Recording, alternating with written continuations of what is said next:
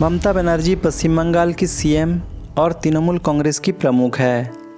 इससे पहले वो देश की संसद में बंगाल की सबसे युवा सांसद और भारत सरकार की केंद्रीय मंत्री भी रह चुकी है। आज का वीडियो में हम लोग ममता दीदी के राजनीतिक जीवन के साथ साथ उनकी कई अनकही बातों को भी जानेंगे। तो चलिए शुरू करते हैं। 5 जनवरी 1955 को कोलकाता में जन्मी ममता दीदी ने यहीं पर अपनी प्राथमिक शिक्षा शुरू की।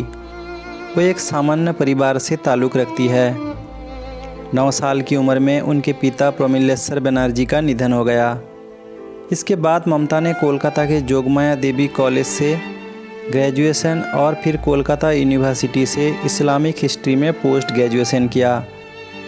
इसके अलावा उन्होंने जोगेशी चौधरी लॉ कॉलेज से अपनी कानून की डिग्री भी हासिल की।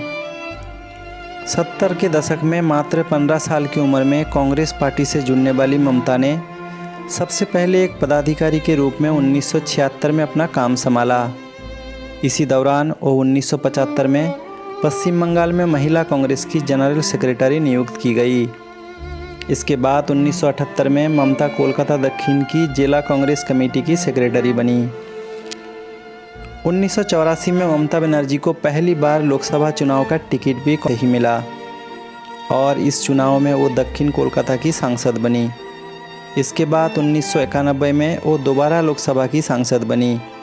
इस बार उन्हें केंद्र सरकार ने मानव संसाधन विकास जैसे महत्वपूर्ण विभाग में राज्य मंत्री भी बनाया गया। इसके बाद 1996 में ममता एक बार फिर सांसद बनी, लेकिन 1997 में उन्होंने कांग्रेस पार्टी से नाता तोड़कर अपनी पार्टी तृणमूल कांग्रेस का गठन किया।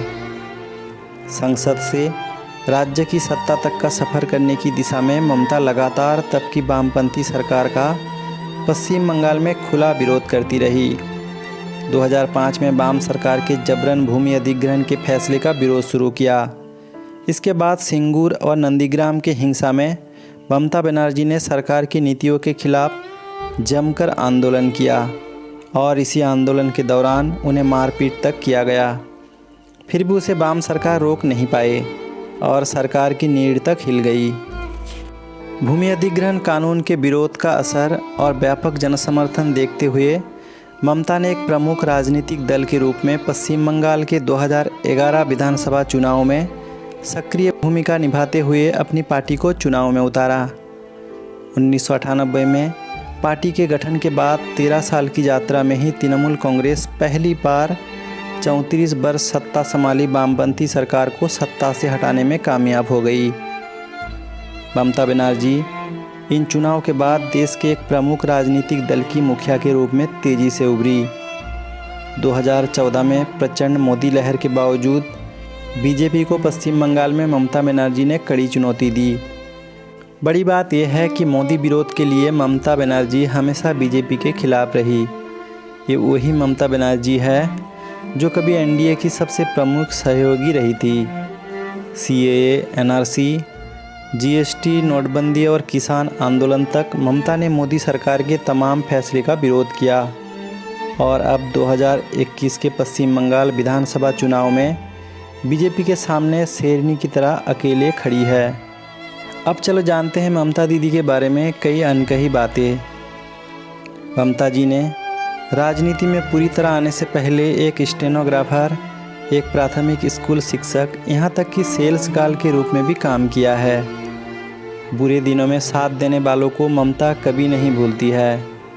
पूर्व कांग्रेसी नेता सुब्रत मुखर्जी, जिन्हें उनके राजनीतिक जीवन का सूत्रधार माना जाता है, आज उनकी सरकार में वो अहम मंत्री पद पर है। ममता बनर्जी एक लेखिका भी है। अब तक वो कविता, निबंध और उपन्यासों की कई संस्करण लिख चुकी है। वो एक अच्छी चित्रकार भी है।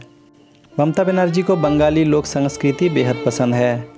जब वो राज्य में दूरदराज की ग्रामीण क्षेत्रों का दौरा करती है तो वहाँ से स्थानीय हस्तशिल्प जरूर खरीदती है। ममता दीदी बेहद तकनीक प्रेमी है।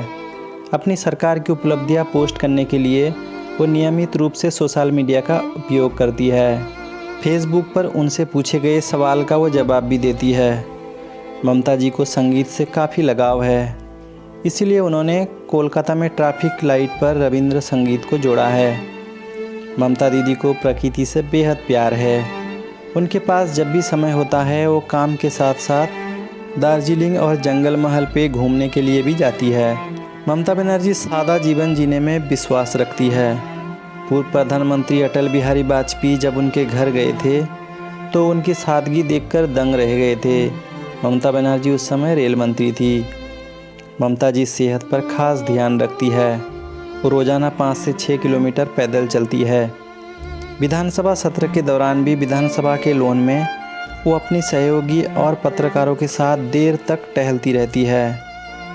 तो ममता जी के बारे में जानकर आपको कैसे लगा, कमेंट करके अपने राय रखें। अगर आपको वीडियो पसंद आया तो लाइक करें, शेयर करें, चैनल को सब्सक्राइब भी कर लें। जय हिंद।